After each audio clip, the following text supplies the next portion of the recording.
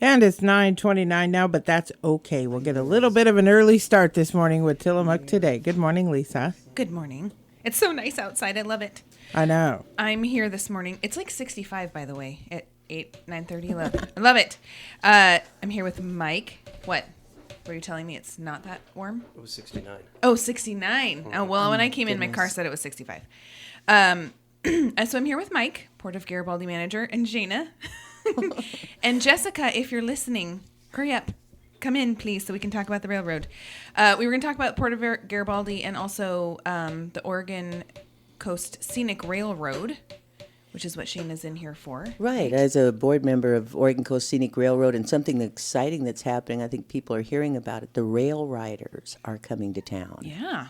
Did you want to talk about that first? Well, Mike, you've seen the rail riders, haven't you? Yeah, definitely. It's definitely a neat little setup. I haven't really worked with them much. I think we need to because I think they're going on some port property that I'm just now finding out about. So, yeah, Mike and I were having that conversation a little bit ago. I think they're planning on putting some stuff on that, and they have not come to us yet, so I need to just check in with happen. them, maybe. Yeah.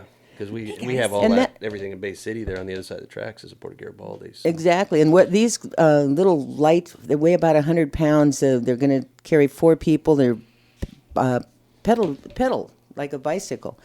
And they'll go from the Bay City to Goodspeed Park and they turn around. They literally pick them up and turn them around and come back. But one of the things, and that's an interesting, I'm glad Mike was here this morning because where they're at is on Port of Garibaldi. Port of Tillamook Bay is the railroad, right. But everything around it is Port of Garibaldi. Yeah, there's a there's interesting. Well, there's I the didn't right realize there was that crossover. There is. Well, in the Port of Garibaldi or Port of Tillamook Bay has that right of way for the rail, pretty much the whole length of it.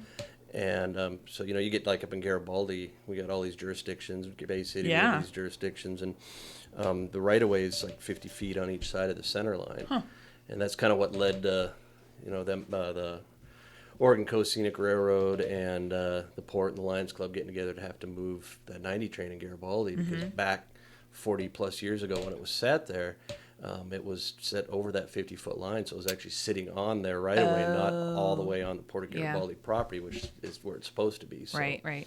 They did a major job. That looks more secure where it's at now, well, too. Well, it is, and I know there was a lot of heartache from some folks about the moving of it, but really what it comes down to is it's a pure safety issue as well because all the timber underneath, all that rail underneath was deteriorating and collapsing, and that train didn't move.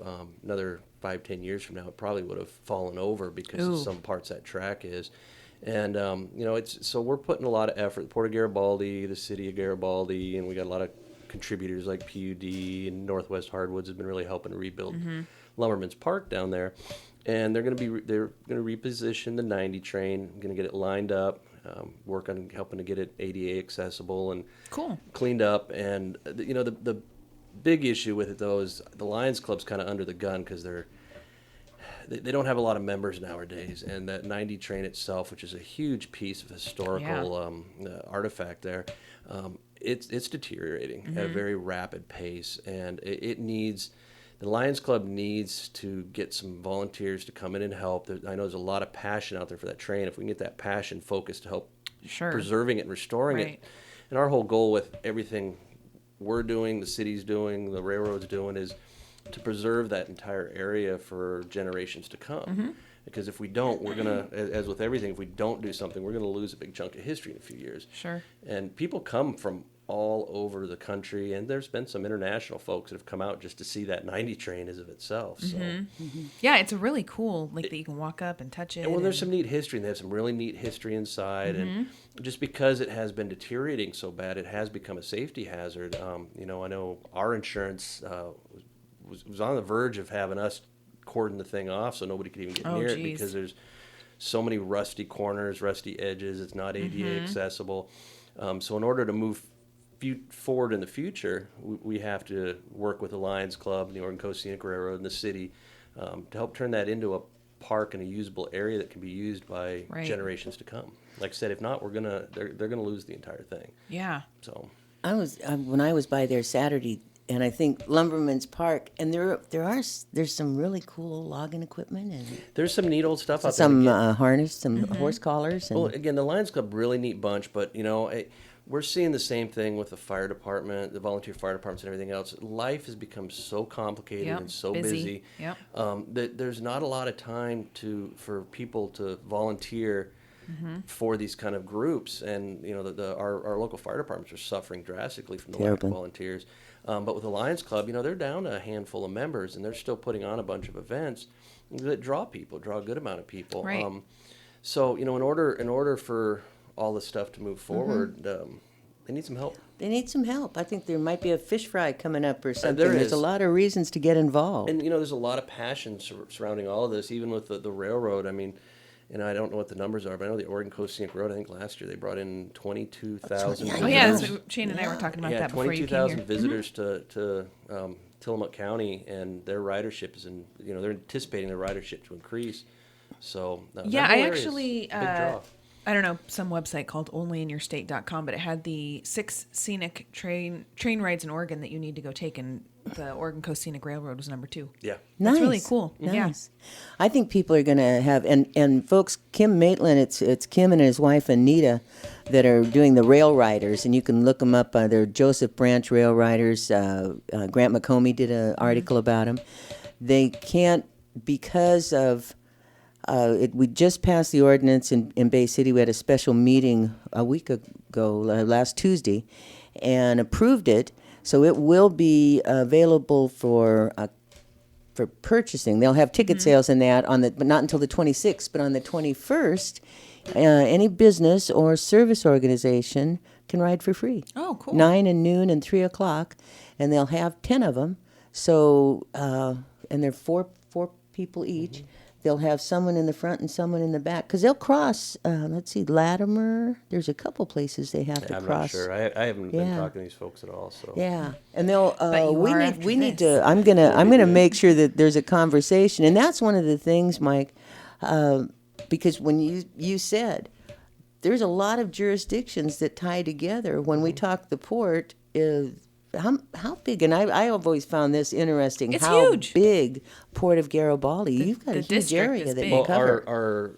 our port district boundaries are actually pretty big. We go, just north of Neoconi High School to right in between, right down the middle of the cheese factory, the Creamery's parking lot there, and then east we go all the way up to Lee's Camp. So See, I wouldn't think that. I know. But the area that you are responsible for, and that's a fairly large area also. well, we have we have the port itself, port property which we directly manage, but the truth is we're responsible for economic commerce, contributing to economic commerce in that entire district, because we're responsible to the taxpayers in that entire district. So we're trying to be the best stewards we can and trying to help the region out the best we can, working on diverse revenue streams and a diverse future. One of the things that I think is pretty exciting, the young woman that has Source, that's working on reclaiming the old Coast Guard. Yeah, and they're doing a really good job. The group that's formed a nonprofit, Tillamook Bay Heritage. I can't remember the full thing, but we're working with them to basically donate the old Coast Guard boathouse. Its educational opportunities are huge out there, and it open it up for a diverse set of events, but try to get some traveling historical stuff in there and that. And one of the really neat things out there is because it's out there, it's over the bay, it's over the water. Yep. Is that Claire Thomas and his group from the schools have been taking field trips out there. We've been working with them to get them out there, and the kids have been going out and doing some of their scientific field That's trips cool. out there. And I think they've got another one coming up here real quick, but it's awesome out there. I really enjoyed visiting. I think the Source, it's the next place past Dairy Queen. It's kind of funny. You Right, get Dairy Queen, and then I know, next right? door you go get the really healthy That's how stuff. we know where everything is in Right now, I Garibaldi. How think is they're it only in like open on Friday and Saturday or something, but they got Bennett Family Milk and Yeah, she's doing. Kristen Penner's running that, and they're doing a little variety of everything, but kind of trying to get a little bit like the one in Bay City. There, trying to get Fresh. the locally sourced produce and vegetables and stuff like that. Kind of a year-round farmers market-y thing. And Yeah.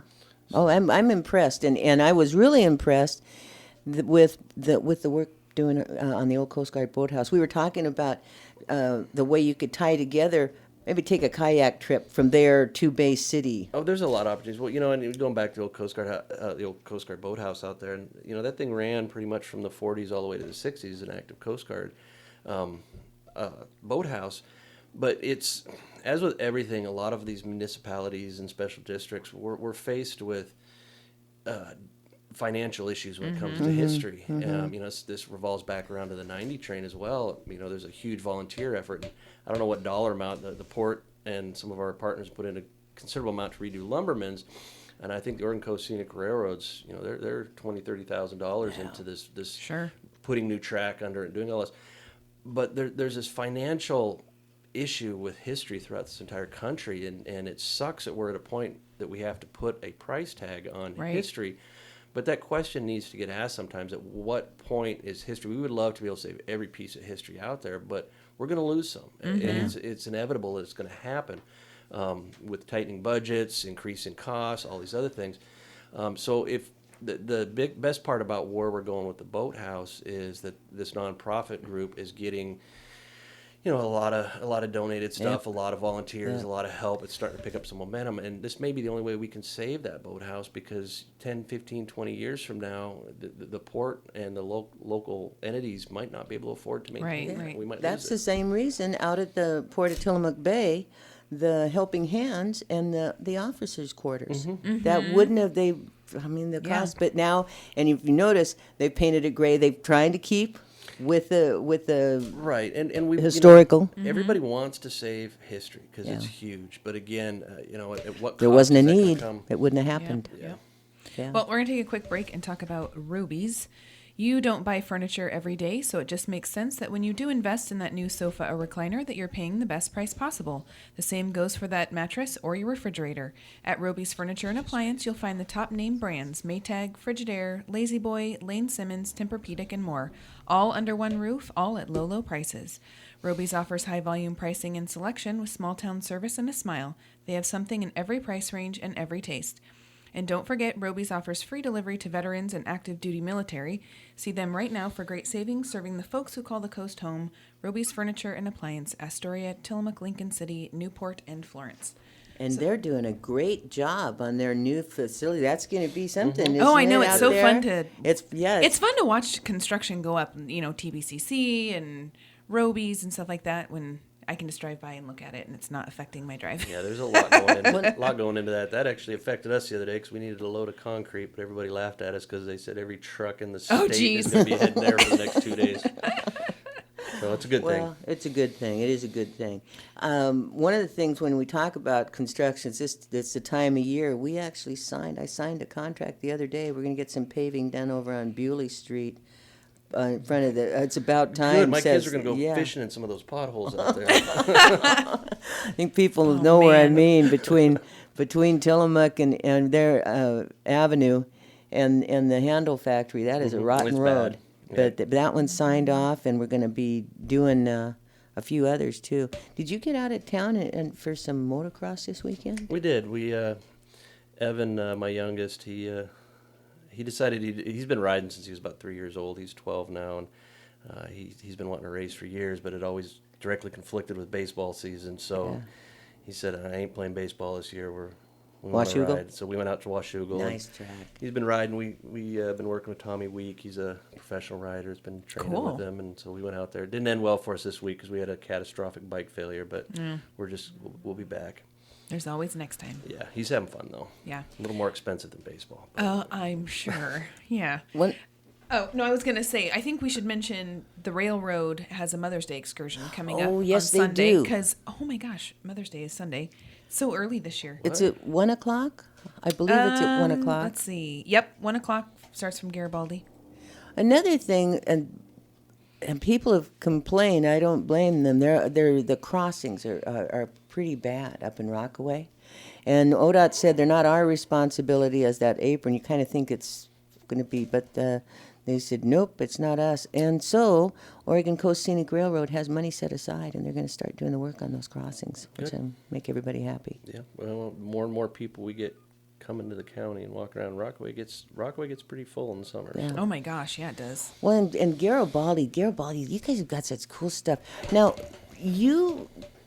the port got one of the grants, didn't they, for that We actually tent? we got two. We got one on the first round for a public information booth that's going in next to the boat ramp. We're actually going to be breaking ground on that here real quick. And then the event tent this round, and we haven't gotten the signed grant agreement from them yet, but it's committed, and we're already getting groups lined up to come out. Great. It's going to go on Jerry Creasy there up on the hill. So we're pretty excited about that. Will you leave it set up during the season? How are you going to do it? Well, we're getting a framed one, so it's a little stouter than the Is it going to single have poles. walls around? It's going to have walls. Yeah. And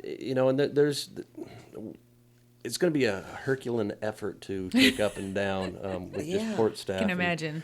So we're hoping we can leave it up, but we just got to keep an eye on the weather and pull the top down if we're getting winds over a certain speed. But we're thinking from an Easter egg hunt to Oktoberfest kind of thing, and see where we can go. And first year might be a little on the slow side, but our whole goal behind this is one, we have so many groups coming out, and we've had firms from over the hill say that if they'd come over for putting on their events here, and they'll rent every charter boat and the whole 9 yards. And the reality is it's for the entire region, because Garibaldi itself, there's no way there's enough hotel rooms. So they're going to bleed into to Rockaway and to Tillamook, and we're trying to look at ways we can tie the train. And ideal situation, we get some groups flying into the Port of Tillamook Bay, hopping on the train, Sure. coming out That'd be cool. and doing events, and we get people using these things together to access the entire county to put groups together in the future. Well, and that's really true. I look at the Tuna Classic, which is mid-August. Is the tent going to be that size, bigger than that, the one they put up? It's going to be a little bit bigger. Yeah. So a decent sized tent. But I think that's it's a like good 100 by spot. 90, 100 by 80. And, Wow. there's some brush there on the side of the beach that we're going to take down so you can have good access to the bay. And it's all invasive species that need to be removed anyway, so we're not interfering with the riparian zone or anything. But, so with all of that, and we have some grander plans up there, we can't do anything completely permanent up there because that's still one of our dredge spoil sites. We don't have any anticipation of using it in the next decade or so, but if we start making things permanent, then we're going to handicap the future generations' ability to keep the harbor dredged and all that, because we have two dredge sites, one or spoil site, that one, and then there's one out at Kinchel Point on the Spit. And I just had a meeting with the Corps the other day about that one, so we need to keep both those active. Well, that's it, because dredging, it's going to happen again. It fills in. It is. And, the port itself, our boat basin is getting pretty bad. Environmental issues is making things just increasingly difficult. All the ports up and down the coast are struggling. You mean like regulations or? Okay. It's getting tough. It's with eelgrass starting to grow more and more. I'm part of the governor's appointed shellfish advisory task force, and we had a meeting last week, and we had gotten a brief from a survey that was done up in Grays Harbor by the University of Washington, where they're finding that eelgrass is far more resilient than anybody's giving it credit for. Oh, geez. So there might be some push that goes up to try to change some of this, but as it is right now, for mitigating, if we disrupt one blade of eelgrass, we got to replant 3. So it's a 1 to 3 mitigation right now. We're in final stages. Looks like we've got everything we need. We put a lot of effort in getting our permit package ready for this next dredging cycle. So we're going to try to get a 10-year permit, try to get 24,000 cubic yards out of there here. Probably won't make the 2016-17 window. It'll have to be the 17-18 window. And then a couple follow-ups after that. And we were able to do the in-water disposal. And then after that, we're going to start looking at ways to mitigate, because we get a lot of sediment deposit in there from the Miami. So if we can divert some of that and keep it in the flow channel. But on the plus side, on a really good note, I did have a meeting with the Corps the other day. South Jetty work is moving forward. Nice. They had, it's in the 2016-17 budget for them, and their work plan is to finish the environmental and initial environmental documents. Start the initial engineering. The following session, they're going to shoot for the engineering. with hope right now, God forbid we have a Hurricane Katrina or anything that'll disrupt the Corps' budget altogether, but looks like we're hoping to start seeing some rocks coming in 1920. How will they put the rocks there, Mike? They're going to barge them. Yeah. That's the current plan. They're doing environmental studies out there for the staging area. They've determined that trucking everything out is going to be too environmentally disruptive to the spit as a I whole. would see that, yeah. So what they'd be doing is barging it all in and offloading close to the jetty there. There's a big, large area there right near our spoils area. And there's been some wetlands that have been developed or that have naturally developed over there over the last couple of decades. So they have to work around those, and where they can't, then they're going to mitigate them by restoring them elsewhere within the general area. So they're moving forward. We're pretty excited. There's been a lot of pushing, a lot of support from all our legislators up and down. It'll make our the bars chain. safer. Well, it's a start. Yeah. We have to do that, and then we really want to push. And the Corps is on board talking about it, but getting a hole dug out there and trying to get things going again. I'd like to get the channel restored back to the straight in, straight out. After the Tacky 2, the Coast Guard had to kind of move the navigable channel to the south. And, we get some big surf. I've run, my time in the Coast Guard, I ran bars all up and down the coast, and this one gets nasty just because the surf zone's so big. We're shooting to kind of shorten it up because, you have a smaller surf zone, and a slower boat can get right up to the edge of it, wait until the break in it, and then run across. But now that it's so big, they just can't make it in one run. So Interesting. yeah, We're going to take a quick break Okie doke. to talk about Tillamook Motor Company. I like them. Tillamook Motor Company, as part of the Ford Focus on Hunger, is joining other Ford dealers around the Northwest to collect jars of peanut butter, adding to the kid-friendly foods at the Oregon Food Bank. The peanut butter drive runs from May 1st through the 21st. It is estimated nearly 24% of children are unsure how their next meal will be provided, and when school is out during the summer months, local food banks carry a larger responsibility to feed kids. Peanut butter is an important protein staple to feed kids during these summer months, but it is difficult to acquire in adequate quantities. To make a donation, bring jars of peanut butter to Tillamook Motor Company, 501 Main Avenue, between the hours of 8 and 6, Monday through Friday, 8 and 6 Monday through Friday, and 9 to 4 on Saturday. Last year's drive collected nearly 30,000 pounds of peanut butter, feeding kids throughout the summer. This drive is part of a 5-state campaign in the Pacific Northwest by Ford dealers to support their community food banks and to make sure no child goes hungry this summer. Yeah, peanut butter is a huge they're always accepting peanut butter and tuna, I want to say, and Yes, Les Schwab recently gave a bunch of cans of tuna and those types of it's a things. good protein. Sure. Yeah, and mostly well liked. And we have our lunch buddy. What are those lunch clubs that they Grub Club during clubs. the summer. Grub clubs, and I know that I think there's a backpack Bob Weeks program, from too. Tillamook Motors was making sandwiches and stuff for those grub clubs. It's a great thing. Yeah. Because you're right. You don't think about it. How many kids we have on free or reduced lunch, right, and then at all of a school. sudden it gets to be summertime, and And then parents are working or, not home. They have a hard time getting so take your lunch. peanut butter. I better go to the Yes. store and get You a got couple 3 jars weeks. of peanut butter. You got 3 weeks. You're going to take more than one jar. Yeah. Hopefully Freddy's or Safeway will put it on like a nice reduced sale. That would be good. I wanted to ask Mike. When I was through, I look at there's not very many people at the new RV.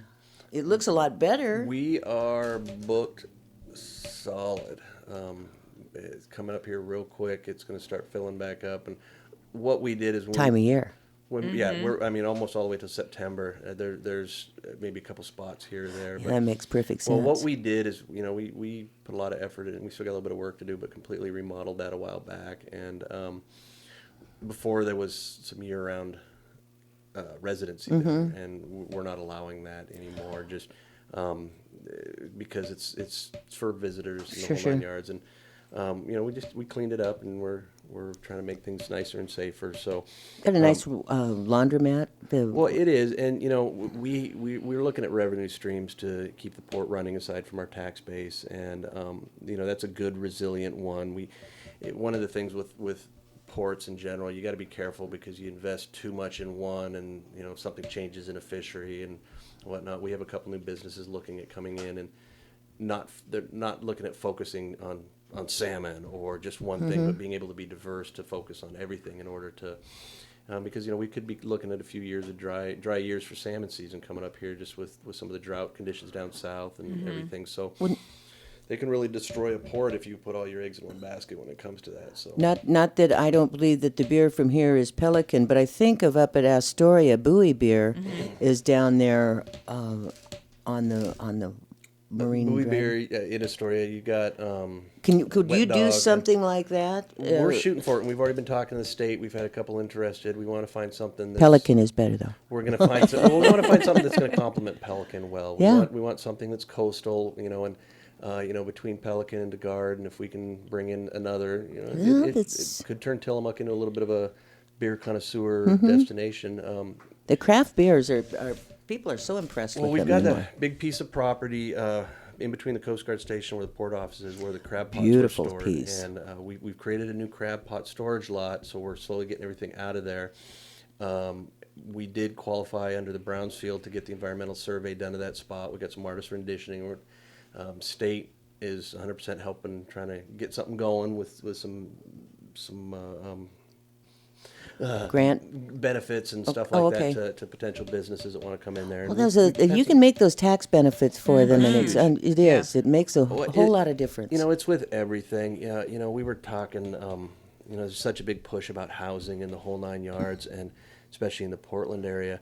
And I talked to Paul Daniels a lot, and he just got done building those apartments. The apartments in Yeah. I was going to Garibaldi. ask how those are open now, right? They're open. He's only got a couple left, but the problem is right now that there are so many permits, regulations, and somebody like him would be better to talk to than me. But I know that for somebody to come in and build something like that, the amount of money they have to invest just in government Permitting. red tape and permitting in the whole 9 yards. I mean, everybody. It can be an obstacle everybody for from sure. DEQ down it gets a piece of that, and it's in it could be up to the hundreds of thousands of dollars in permitting just to get something like that open. Well, people that are building these places, if they want to maintain affordability, we need to work on cutting some of these costs somehow. Sure. So it would be great if we can start getting some of our government entities to look at reducing. So putting the burden on the landlord, so to say, is a tough sell for them, and it's not going to encourage more building because there's nothing in there. So it's tough. One of the Someone things needs they to do write a for letter to the businesses, housing they task call it the enterprise zone, the string of pearls, that if a business builds something in this area, I think it's like 25 miles long, and it's kind of runs along 101, and they increase jobs, then they can freeze their property taxes for 3 years, property, real and personal. So that could be an incentive. So I always wondered if, and maybe when you're building multifamily, like Paul did there in Garibaldi, if there was something like that, an incentive. There needs to be a little bit more. And again, I know I don't know all the details, but I know one of his biggest burdens was was a lot of the permitting, a lot of the Yeah, There's that got to can be a way to definitely smooth be an out the obstacle. process, and that isn't just Paul. That's a lot. No, of it's people. everybody. That's Portland, Vancouver, the whole 9 yards. Everybody. It isn't just Garibaldi. But we have such a affordable housing crisis here. You would Well, and think it that isn't the just- housing task force or something like that would take that on. Well, Yeah, and it somebody. isn't just affordable. It's available. Or available, right, It's right. really Yeah, it's so come I to should that say. available housing. And affordable housing isn't necessarily adequate housing either. Yeah. And it's tough right now. We have a lot of bright young folks coming out of Tillamook Bay Community College, coming out of our local high schools. But it's really tough for a young family with a baby and a mom and dad to find a place where they can be comfortable. And so if we're going to bring the jobs here and bring the support here, we all know it's got to happen. Right. Yeah. I think we're Interesting. There's things that on the state level they added something called inclusionary zoning. It's not just our problem. Yeah, and it's you might want to everywhere. get Paul Daniels on and talk That to would him, be 'cause he's- interesting to have he'll give you to an have earful. him in to visit. Yeah. Yeah. Well, we're about out of time. Is there anything else you wanted to mention, Mike or Shayna? Mother's Day. Oh, yes, Mother's Day coming up excursion. on Sunday. From 1 to 4, you can go online. You can find them on their Facebook page or on their website. It's OregonCoastScenic.org. You can get tickets. Yeah. Yeah, That's it. sounds And- fun. I don't know what the weather's supposed to be like, but I think It's still a beautiful ride. Jessica owes us a coffee or something for picking up her slack. Yeah, Jessica. what happened? We're going to have to talk to that woman. And don't forget the rail riders in Bay City on the 21st, Saturday the 21st. Be there. It's going to be a lot of fun, and I'm looking forward to having them. It's going to bring a lot of business to town. Yep. Yeah, that'll be fun. Tomorrow is County Commissioner Bill Bartline. Lots of things going on today. There's a spaghetti dinner from 5 to 7 at THS Cafeteria. It's supporting the Troubadours, highlighting their recent trip to Greece and Italy and fundraising for next year's trip. Adults are $8, children $5. There's a Tai Chi class from 11 to noon on Mondays at the North County Recreation District in Halem. Don't forget senior meals, 11:30, St. Mary's by the Sea in Rockaway Beach every Monday, Wednesday, and Friday. Also noon every weekday at the Kiowana Community Center in Pacific City. Cost is $3 for seniors and $6.75 for everyone else. The Port of Tillamook Bay Port Board Position Number 5 applications are due today. You can get applications on the port's website. And there's also a County Road Advisory Committee meeting today at 3 o'clock at the Commissioners Conference Room B. Tomorrow, the monthly Pacific City Community Committee meeting. That is such a mouthful to say. Pacific City Community Committee meeting at 11:30, followed by the Pacific City Nestucca Valley Chamber of Commerce business meeting. At noon, it's at the Pelican Pub and Brewery. Lunch is optional at 7. All are welcome. Again, that is tomorrow. Everything else was today. Happy birthday to Courtney Woodruff and Lee Harper. Thanks, Mike and Shaena, for being in today. Thank you, ladies. And thank you, Tillamook, for listening.